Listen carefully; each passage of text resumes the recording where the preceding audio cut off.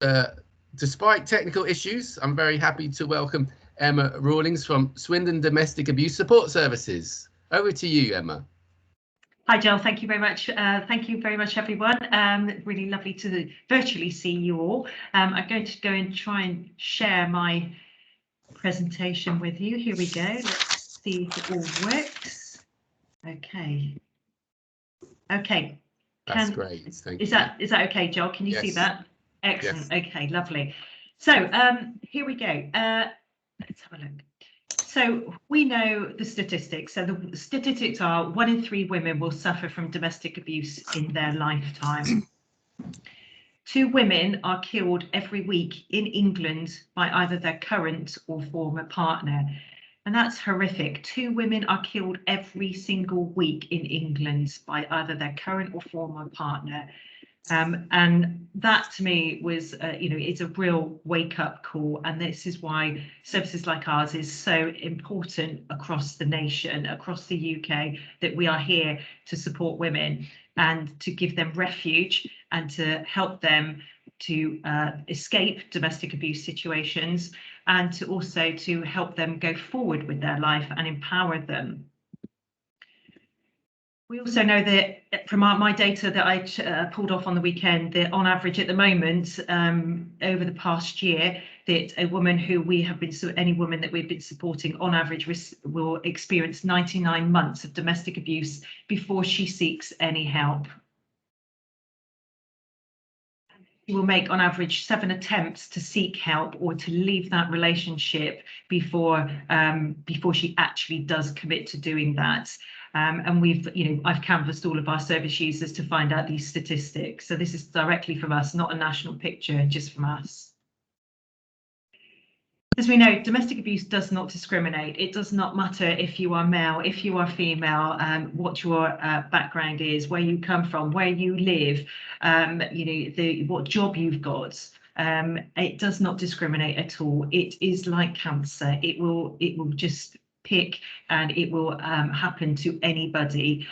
So nobody is immune from it. Obviously, what we're here to do is to educate people and to try and break that cycle. It is all about breaking that cycle of domestic, and it can happen at any time.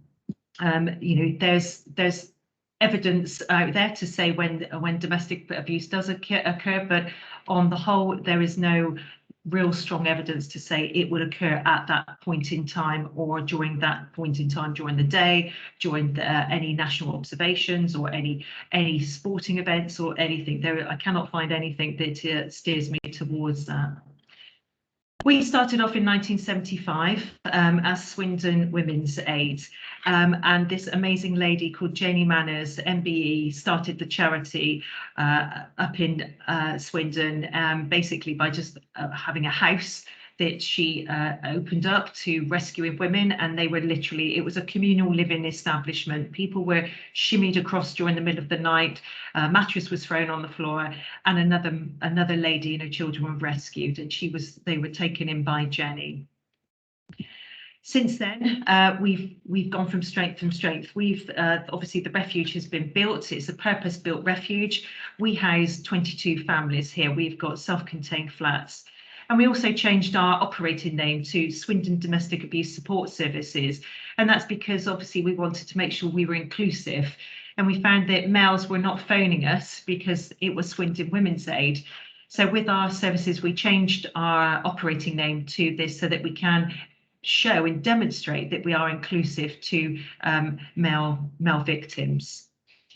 And we rebranded as well at the same time. Just it was a marker in the sand to make sure that we were ready and fit for purpose for going forwards. We have a fantastic new website which is easily accessible. It's very intuitive, so that people can also access us, and professionals as well can access our services and see what we offer. So what do we offer? So we offer emergency refuge accommodation. We are the 2nd largest refuge in the country. We have a 24-hour helpline, 365 days a year, and we take thousands of calls every year to victims and other people. So it might be a family member, it might be a professional, it might be anybody asking about domestic abuse. We have our community outreach services, and we, on average, are supporting 90 service users every single day.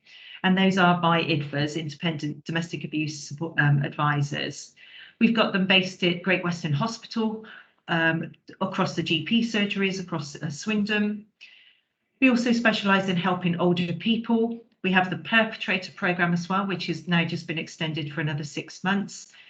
We offer bespoke training to organisations and to healthcare professionals around domestic abuse, especially around areas of stalking and harassment. And we also, obviously, on the back of all of this, there are the children that have been suffering as a direct result of the residual stuff that's been going on in the house. And we support them in refuge, and we've got a dedicated CYP worker, and also in the community where we run our healthy relationship programme, and that's across different groups of children that we have drop-in centres, and we run the training programme. We're also present in the colleges and schools as well, running that programme. We also offer recovery programs, so helping the ladies once they've we've got them settled, we've done the care plan, we've done the safety plan, and then we start working with them on the recovery of the trauma that they've experienced, and the recovery of understanding what domestic abuse is. Our refuge is a safe haven for women. It is extremely secure, and it has 20 self-contained flats, ranging from 1, 2, 3 bedrooms with a living room, a fully fitted kitchen, a bathroom. It is a massive flat. I cannot tell you how big they are. They all have their own front doors, so they can shut the door. It's their own private space with their family. We also have 2 bed sits for emergency situations. We've got a lovely outdoor garden space. It's all very secure with CCTV. All of the ground floor windows are bulletproof. They've really put some thought into building this establishment. As you can see from the pictures, the picture on the left-hand side is one of the corridors, and there you are. There is the front door of the flats, and there's some interior pictures of the inside flats. So they are fully furnished, really pleasant. They're not 5-star, but they are really functional, and they are lovely for a family.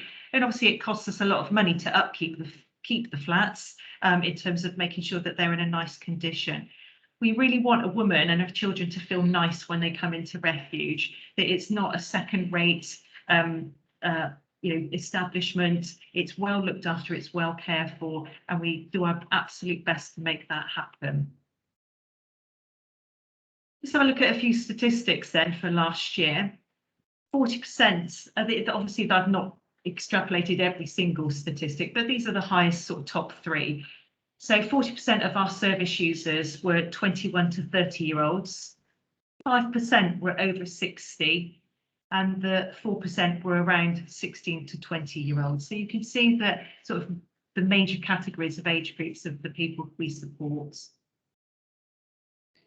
The different types of abuse. So obviously, we're a domestic abuse charity, so just under 90% were domestic abuse.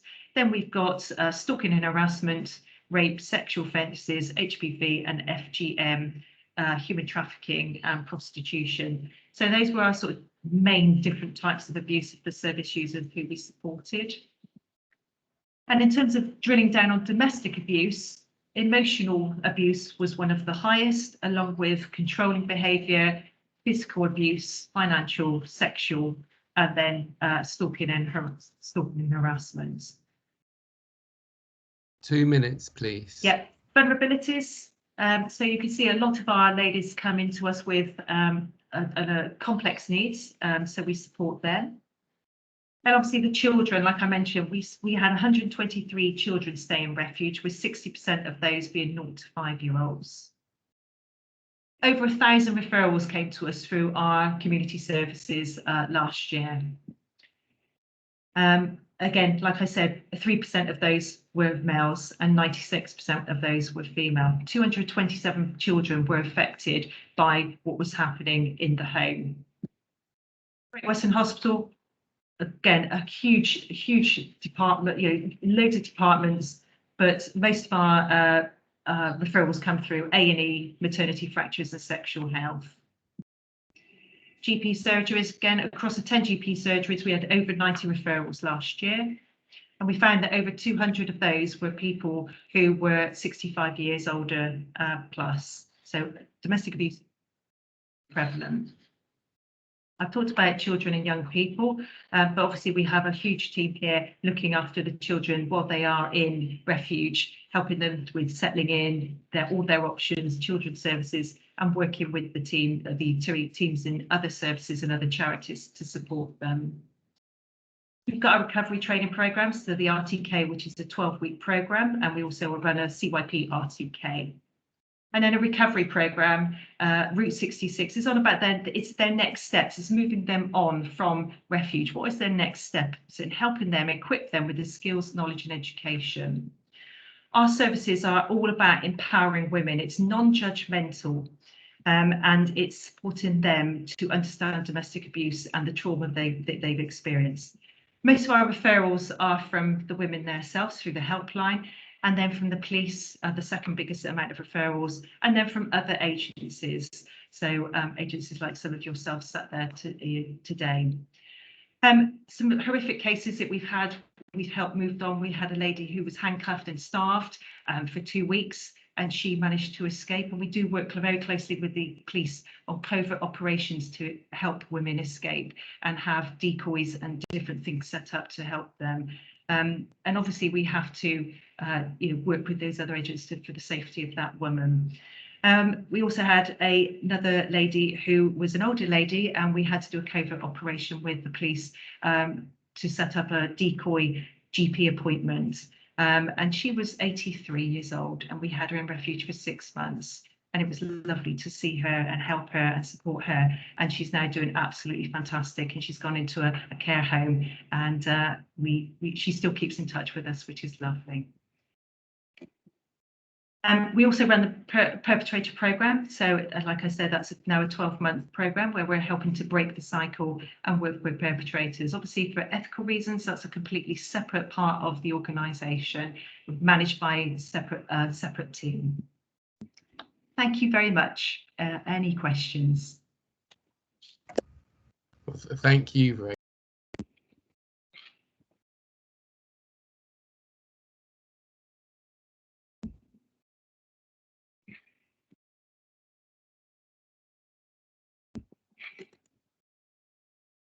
Joel, you're on mute. Thanks, mate. There you go. So, well, I'm glad someone saw my lips moving. Thank you, Emma. A wonderful presentation. Very impressive amount of work that you do. Any questions?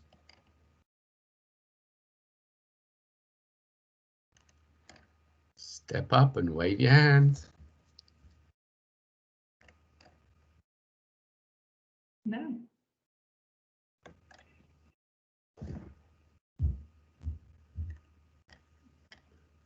Well, there you go. Okay.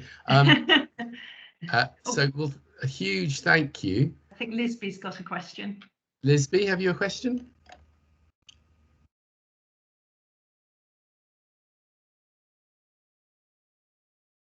Lisby, if you'd like to unmute if you have a question. Yes, yes, I mean, it's not so much a question.